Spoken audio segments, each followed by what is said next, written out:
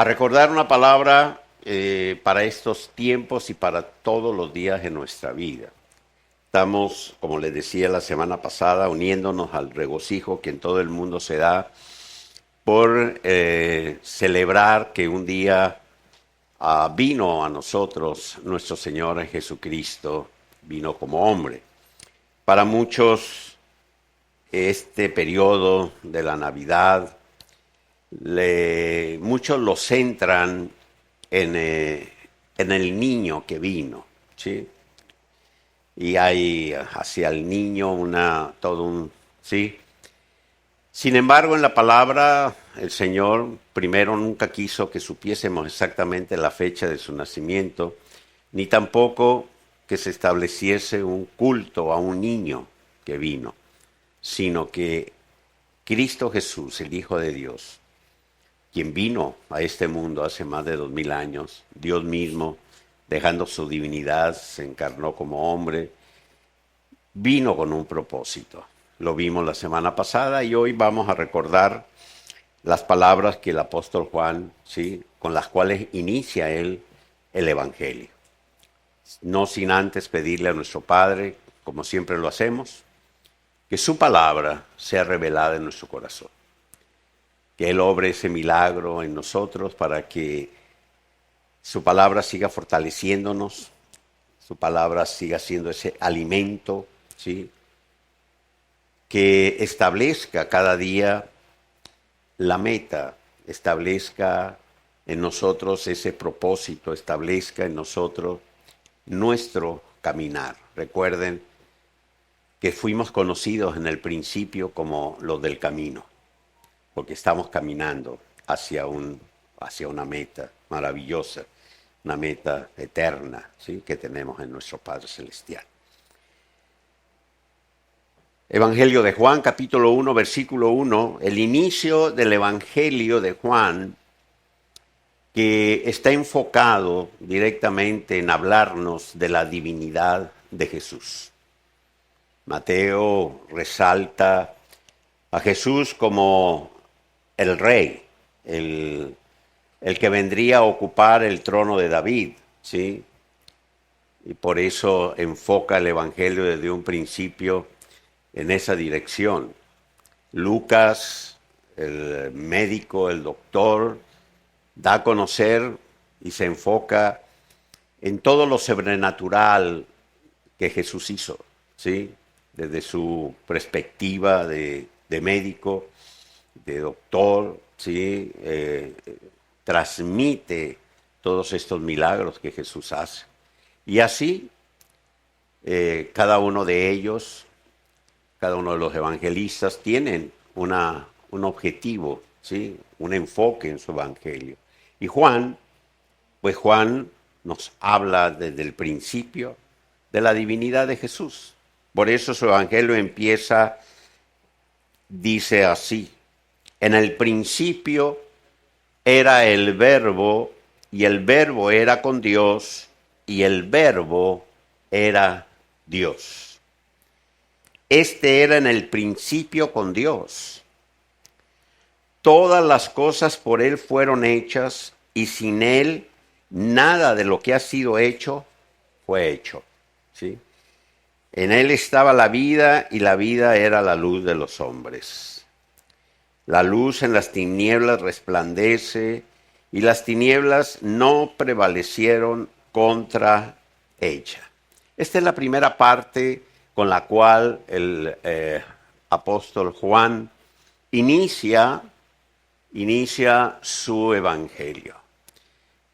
Nos da a conocer que Jesús, el Verbo, como está establecido aquí en este evangelio, como Juan nos lo da a conocer, existe desde la eternidad, ¿sí? Que el Verbo en el principio, hablando de una eternidad, sabemos que la eternidad no tiene principio, no tiene fin, ¿sí?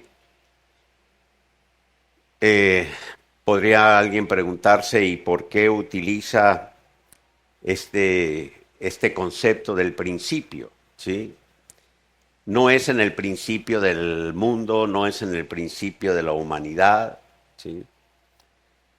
Lo que el apóstol Juan quiere establecer con esto es que no hay una fecha dentro del cronos, dentro del Cairo de Dios, en el cual haya iniciado, ¿sí?, Jesús, o sea, que haya nacido, como algunos lo establecen, sino que desde la misma eternidad, ¿sí?, está Jesús ahí. Dice, en el principio, este era en el principio con Dios, y todas las cosas por Él fueron hechas. Esto quiere decir que antes de que se pudiese crear algo, el universo mismo, ¿sí?, porque el universo es creado por Dios, las leyes del universo han sido dadas por Dios, Él es el que lo ha establecido. Desde antes de todo ya estaba presente, ya era el Verbo, ya era la segunda persona de la Trinidad, ¿sí?, que es precisamente nuestro Señor Jesucristo. Hay algunas corrientes que quieren presentar a Jesús como el primogénito, que de hecho hay un concepto de él en la palabra, pero tendríamos después que explicarlo por qué el primogénito, ¿sí? Y quieren llevarlo a que fue creado, ¿sí?, que fue el primero de los ángeles que fue creado. Jesús no fue creado como los ángeles. Jesús no es el primero de los ángeles, no. El Hijo de Dios existe desde el principio, desde siempre, desde la eternidad. Y esto es muy importante, que esté claro en vuestros corazones. Esté claro porque precisamente aquellos que tratan de desviar, de generar algunas otras doctrinas, pues utilizan algunos conceptos que en la palabra de Dios, debido a las diferentes traducciones que hay o al uso de las palabras que se da en otros idiomas, lo utilizan para tratar de poner a Jesús, ¿sí?, no en el lugar que le corresponde, ¿sí?, sino cambiar esa divinidad de Jesús como el Hijo de Dios, que es la segunda persona con el cual Dios se ha manifestado a nosotros, teniendo presente el principio de que Dios es uno, ¿sí? Dios es uno y se manifiesta a nosotros en tres personas distintas, Padre, Hijo y Espíritu Santo. Así es de que todas las cosas establece la palabra, por Él fueron hechas y sin Él nada de lo que ha sido hecho fue hecho. ¿Qué celebramos nosotros cada vez que tenemos presente que Jesús viene a nuestro corazón? ¿Qué es lo que celebramos al saber que precisamente al haber venido a este mundo fue el primer paso, por llamarlo de esta manera, dentro del plan de Dios después de la caída del hombre, para restaurar todas las cosas como en el principio? En el principio sí de la creación del hombre. En el principio de cuando inició, ¿sí?, con el relato que tenemos en Génesis de Adán, del varón y varona creada por Dios, ¿sí? En ese entonces había una comunión directa con el Padre y ahí estaba presente el Hijo y ahí estaba presente el Espíritu Santo. En esa comunión con el varón, con la varona, estaban presentes, ¿sí?, Dios en sus tres personas, ¿sí? Por eso cuando leemos inclusive en Génesis, desde el principio nos dice que precisamente el Espíritu de Dios se movía, ¿sí?, sobre la faz de la tierra. Así de que tener presente todos estos fundamentos de nuestra fe en estos tiempos de celebración, pues nos posicionan en que el que existe desde el principio, el que creó todas las cosas, el que por Él fueron hechas todas las cosas, que es Cristo Jesús, nuestro Señor y Salvador, un día, en un momento de la historia de la humanidad, dejó su divinidad y vino a este mundo como hombre. Nació como hombre para poder pagar como un segundo Adán por lo que el primer Adán hizo, porque nadie más podía hacerlo. Y aquí se establece otro de los fundamentos de la doctrina del Evangelio, de lo establecido por el Evangelio del reino, que es la palabra de verdad. Recuerden que fuimos engendrados nosotros por la palabra de verdad, que es el Evangelio. El único llamado segundo Adán en la palabra de Dios es Jesucristo. Es el único, ¿sí? El único que nació después de Adán por obra del Espíritu Santo. El único que no nació, ¿sí?, como el resto de la humanidad, por la unión del hombre y de la mujer, sino que fue Dios mismo el que lo insertó, por usar este término, ¿sí?, en el vientre de María la Virgen, la que estaba esperando ser desposada por José, y fue escogida por Dios. Fue escogida por Dios en su voluntad porque a Él le plació. No porque fuese pura, como algunos la ponen, por ahí la presentan. No porque hubiese nacido por obra del Espíritu Santo como una doctrina de una corriente universal, llamada así esta iglesia, establece, que María nació por obra del Espíritu Santo.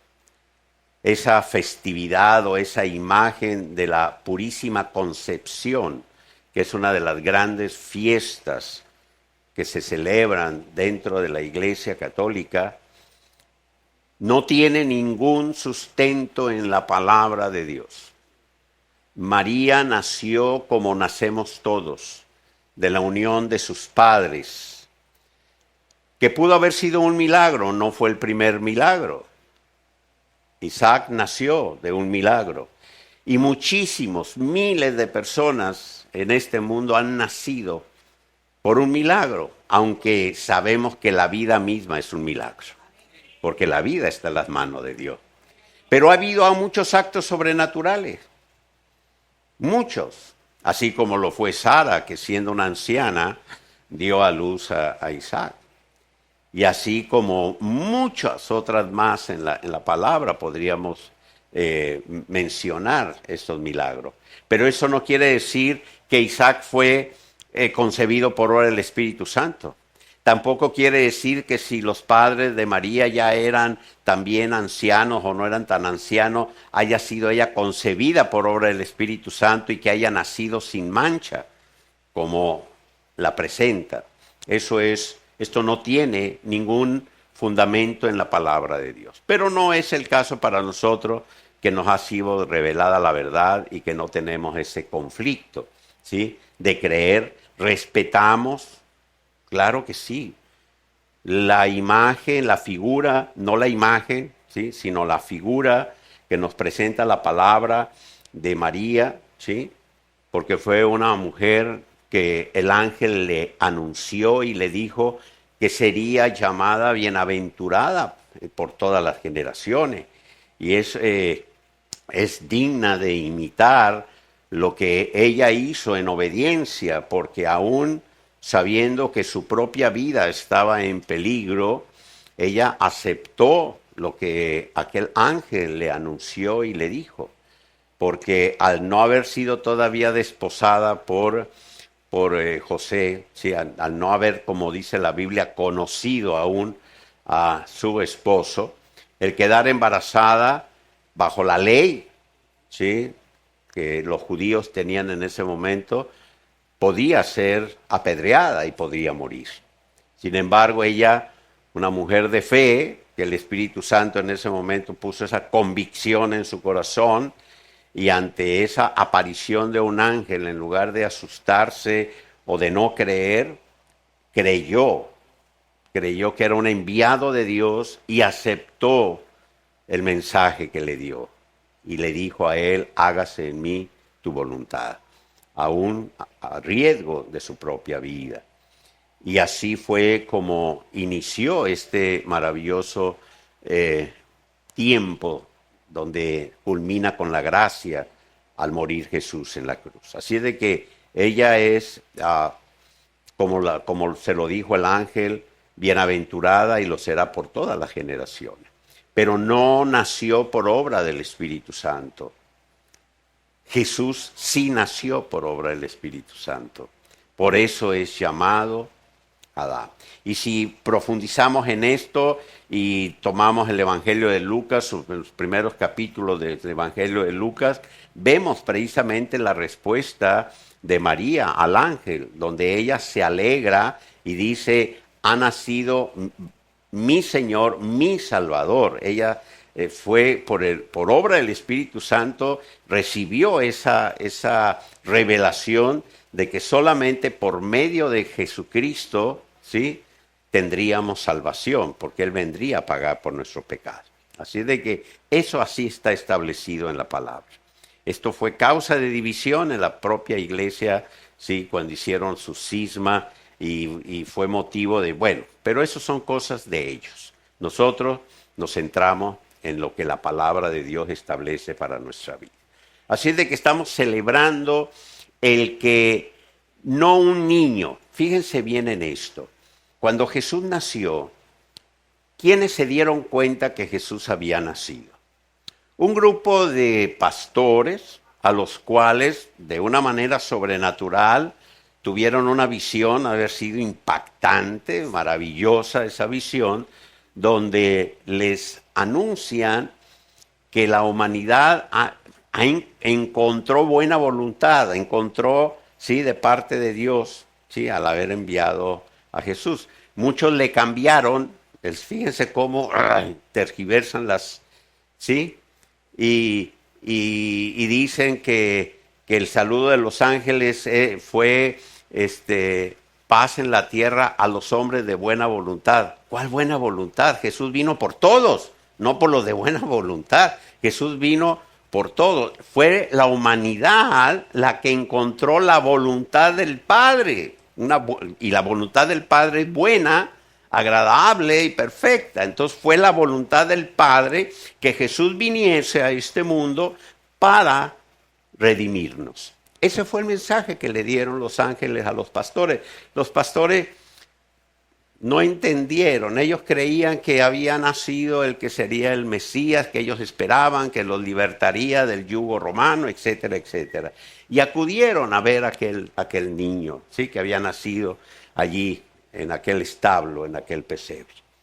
Pero ¿qué sabemos más de los pastores? Nada. ¿Qué hicieron los pastores? Nada. Simplemente fueron ese día, se asombraron, lo vieron y se regresaron a cuidar a sus ovejas. ¿Sí? ¿Quiénes más se enteraron de ello? Unos sabios, ¿sí?, llamados magos, que era una costumbre de llamarle así a los que estudiaban, ¿sí?, el movimiento del universo, de las estrellas, los astrólogos, ¿sí?, les llamaban magos. No sé quién les puso que eran reyes, pero bueno, ¿sí? O sea, ¿por qué les digo que quién les puso? Si hubiesen sido reyes, ningún rey en esos tiempos viajaba solo. Ningún rey viajaba solo. Los reyes viajaban con toda un séquito de soldados, de seguridad, de servidores, de ministros, de esto. Cuando salía un rey era aquello ¿sí? No venían los tres solitos ahí. Se juntaron tres reyes. No. Pero bueno, son cosas que... ¿sí? Bueno, ellos, los estudiosos, estos sabios, vieron que había un evento, ¿sí?, una estrella, y estudiando ellos, buscando ¿sí?, Encontraron entre algunos de los tablillas que había en ese entonces, no había libros, ellos trataban de investigar y se dieron cuenta de que se había anunciado, ¿sí?, que un profeta había hablado de que vendría el que sería llamado el Mesías, el rey de los judíos, ¿sí?, que ya había sido profetizado.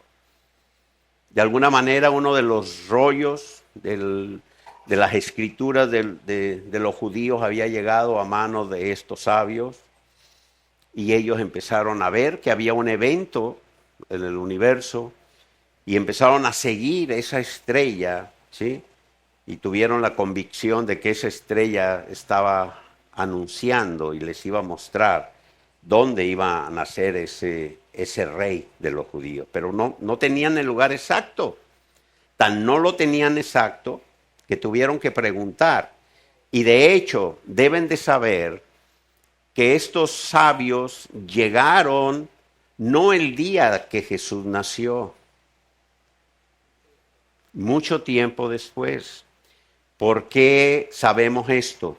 Porque Herodes, cuando se enteró de que estos sabios estaban buscando al futuro rey de los judíos, y al preguntarle a los que él creía que debían de saber, que eran los sacerdotes, los religiosos de esa época, los cuales ni cuenta se habían dado, porque a ellos no les fue anunciado, porque a ellos nadie les avisó, ¿sí?, y ni idea tenían.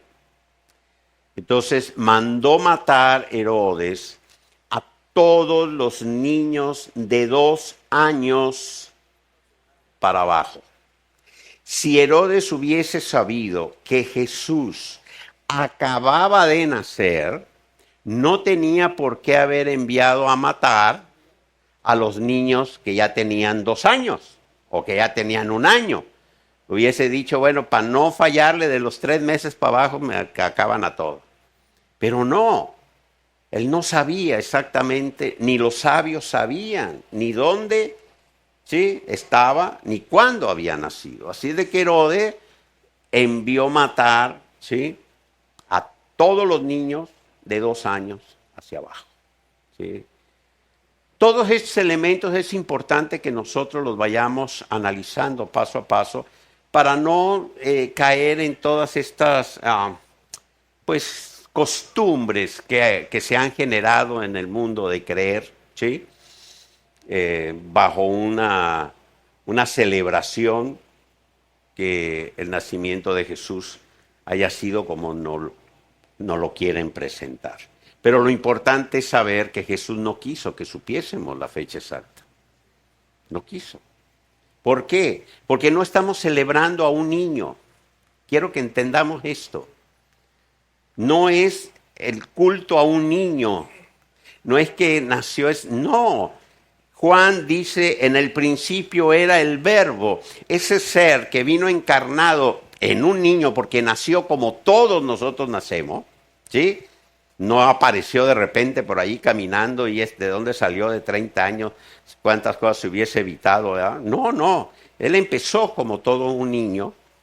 Hay quienes hasta dicen que hacía milagros de niños, que a los pajaritos que se morían les soplaba y vivían, y unos cuentos que echan por ahí, yo no sé, quién sabe, a lo mejor era medio travieso y sí hacía, no sé qué haría. Lo único que sabemos por la palabra es que a la edad de 11, 12 años ya estaba enseñando a los eruditos y se había quedado después de la fiesta cuando se le perdió a sus padres. Y que cuando le fueron a buscar y le quiso regañar María, ¿sí?, él le dijo, pero ¿y por qué te enojas? En los negocios de mi padre me es necesario estar, ¿sí?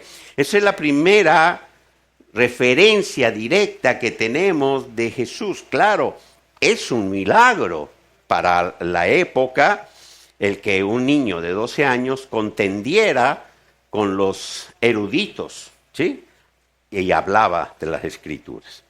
Pero eso es lo que el Espíritu Santo quiere que nosotros tengamos, ¿sí?, presente en nuestro corazón. Así es de que celebramos nuevamente, se los digo, que el que existe desde la eternidad, el que, como dice la palabra, ¿sí? El verbo que era con Dios, verbos en el griego significa la palabra. Dios, todo lo que ha creado, lo ha creado a través de la palabra. Ha dicho y ha sido hecho. Dios establece, ¿sí? El verbo. Entonces, Cristo Jesús, ¿sí? Es conocido como el verbo. A través de Él, por eso dice que por Él, a través de Él y por Él, todo ha sido hecho. Porque el Padre hablaba y era hecho, y Él es el verbo, Él es la palabra, y ese verbo vino a nosotros, ¿sí? Eso es lo que estamos celebrando. Eso es lo que, lo cual hay gozo en nuestro corazón, ¿sí? Todas las cosas por Él fueron hechas, ¿sí? Porque es el verbo. ¿Sí? Con este versículo podemos nosotros refutar a todos aquellos que dicen que Jesús fue creado después como el primero de los ángeles. No, aún los ángeles fueron creados por la palabra. Jesús dijo, el Padre habló, ¿sí? Y por la palabra fueron creados, ¿sí? Él estableció todo lo que existe. Los ángeles no son eternos. Los ángeles han sido creados por Dios, ¿sí? Por la palabra y el verbo. Cristo Jesús es la palabra. Así de que este versículo es clave en esto, ¿sí? En este fundamento de nuestra fe. Deben de tenerlo presente cuando alguien llegue y los trate de confundir, diciendo, no, es que mira lo que dice aquí, que Él es el primogénito, eso quiere decir que fue creado, porque primogénito significa el primero, por esto, por lo otro, y tratan de confundirlo por ahí. Ajá, el Evangelio de Juan establece que el verbo era con Dios y estaba con Dios desde el principio, y por Él todo fue hecho. Así de que ese es el fundamento que debe de privar sobre todas las cosas. En Él estaba la vida, ¿sí? Y la vida era la luz de los hombres. Y esa luz vino a nosotros. Ese es el motivo por el cual el día de hoy y todos los días cuando nos acordamos de que esa luz ha venido a nosotros, esa luz que nos libró del reino de las tinieblas. Sin Él estamos en tinieblas. Sin Él estamos siendo cautivos del reino de las tinieblas. Pero cuando viene la luz prevalece sobre las tinieblas. Cuando hay luz en un lugar, escuchen esto, cuando hay luz en un lugar, no puede haber tinieblas. ¿Sí? No puede haber tinieblas. Donde hay luz, no puede haber tinieblas. Pero donde hay tinieblas, llega la luz. Si hay luz, sí puede haber luz, pero una vez que llega la luz, ya no hay tinieblas. ¿Sí? O sea, por eso habla, soy la luz. ¿Sí? Cuando llega la luz, no hay tinieblas. No hay tinieblas. ¿Sí? Entonces, nosotros estábamos en tinieblas, viene a nosotros la luz y nunca más habrá tinieblas en nosotros. ¿Sí? Porque donde está la luz, aquí lo dice la palabra, la luz prevalece sobre las tinieblas. ¿Sí? Entonces, ¿qué no dijo Jesús? Ustedes son la luz del mundo. Eso es lo que significa que la iglesia de Cristo seamos luz. Vino la luz a nosotros. Vino a morar en nosotros. Y este es otro de los principios claves de la libertad que tenemos en Cristo. Cuando viene la luz a tu corazón, no hay tinieblas. No hay tinieblas. ¿Sí? Aquel que no tiene a Jesús en su corazón puede estar esclavizado a las tinieblas, porque el que gobierna las tinieblas es precisamente Satanás. Ese es el príncipe de las tinieblas. Pero cuando llega la luz, ya el príncipe de las tinieblas no tiene autoridad ni potestad sobre nosotros. Cuando tú recibes a Jesús en tu corazón, cuando tú lo crees en tu corazón para justicia y lo recibes como tu Señor y Salvador, viene la luz en tu corazón y no hay tinieblas. Tienes que tenerlo eso presente. Hay personas que no han recibido esta palabra y que creen que aún después de haber aceptado a Cristo como su Señor y Salvador, después de haberle entregado su vida a Jesús para que Él reine en su corazón, después de que el Espíritu Santo vino a hacer morada a su corazón, creen que todavía hay tinieblas dentro de ellos y andan buscando que les liberen de esas tinieblas. Recibamos la palabra de Dios como ha sido establecida para cada uno de nosotros por el Espíritu Santo, ¿sí? La luz en las tinieblas resplandece y las tinieblas no prevalecieron contra ella. Este es un principio de la libertad, este es el fundamento que tenemos. Por eso nos gozamos en que Jesús vino a este mundo, porque vino precisamente para darnos la libertad, para que la luz viniese a nuestro corazón y las tinieblas se fueran, se fueran. ¿Sí? Esa luz no se apaga.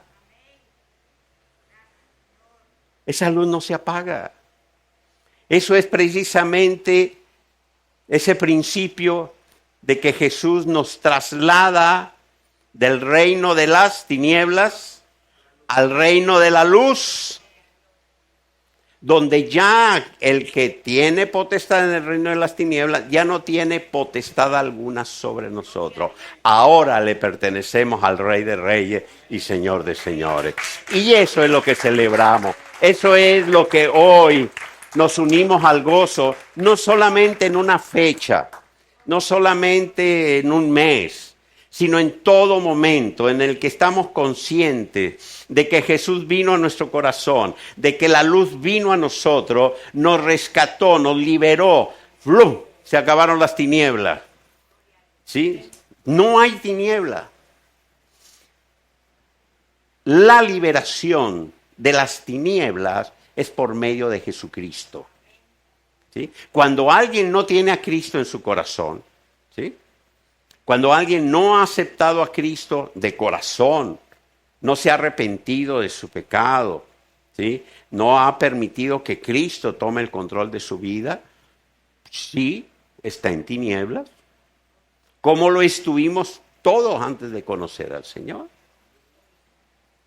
Pero cuando se hace la luz, cuando te arrepientes, cuando te rindes a Jesús, cuando le reconoces como Señor y Salvador, viene la luz a nosotros. Y en ese momento somos luz para el mundo. Amén. Allí empezamos. No creas que empiezas como un bombillito de 1 watt para llegar a uno de 500 watts dentro de muchos años. No, la luz viene a ti de una. De una, ¿sí? No es de a poquito. No es que Él no te va diciendo, bueno, ya estás en las tinieblas, pero ya hay menos tinieblas en ti, ya hay un poquito más de luz. No, luz echa fuera las tinieblas. Este es el motivo de nuestra celebración. No nos centremos en el niño que nació, centrémonos en el verbo que existe desde el principio, el verbo por el cual fueron hechas todas las cosas, ¿sí? El verbo que es la luz, en él está la vida, que es la luz, y que esa luz vino a nuestro corazón. Así de que con ese gozo recordemos y celebremos, ¿sí?, que esa luz ha venido a morar en nosotros y que nosotros somos. Pónganse de pie ya, les voy a dejar ir. Ya, me la pusiste al final. Ahora en lugar de teclado me pusieron un ventilador para que me fuera. Ah. Ya, no, entonces no me voy. No, bueno, ya me pusieron el ventilador, siéntense otra vez. Ah. Padre, te damos gracias, Señor. Gracias, oh Dios Todopoderoso, por tu infinito amor, Señor. Padre, nos unimos al gozo que hay en el mundo sin entrar, Señor, en controversia, que si naciste en diciembre, que no, que si lo debemos celebrar con esto, que no. Señor, tú viniste a traer luz a nuestro corazón. Tú viniste a darnos libertad. Tú viniste, Señor, para que se cumpliese la voluntad de nuestro Padre, Señor, de que todas las cosas fueran restauradas como al principio. Te damos gracias, Jesús, porque un día te manifestaste como hombre a nosotros, porque solamente así, siendo hombre como lo fue Adán, podías, Señor, pagar por lo que Adán hizo, Señor. Gracias por haber sido obediente a esa voluntad del Padre y haberte entregado por nosotros para darnos salvación y vida eterna. Te pedimos, Señor, que en este tiempo de regocijo, en este tiempo, Señor, en el que recordamos ese evento tan especial, la luz que eres tú brille en el corazón de muchos que aún no te conocen, Señor. Que en este tiempo de gozo y de alegría, Señor, para los que sabemos lo que ha representado y significa para nosotros el que hayas nacido en nuestro corazón y nos hayas hecho nacer de nuevo, que así también sea, Señor, en este tiempo para aquellos que todavía están cautivos, Señor, en el reino de las tinieblas. Sabemos que tú les amas porque tú has venido a este mundo, Señor, para que todo aquel que en ti crea, todo aquel, Señor, que abra su corazón a ti y te reconozca como Señor y Salvador, sea trasladado de ese reino de las tinieblas al reino de la luz. Gracias porque tú nos has hecho luz en este mundo, Señor, y que esa luz que eres tú brillando a través de nosotros impacte los corazones de aquellos que aún están en tinieblas. Padre, a ti sea toda la gloria, a ti sea toda la honra, en el nombre poderoso de Cristo Jesús. Amén y amén. Denle un fuerte aplauso al Señor.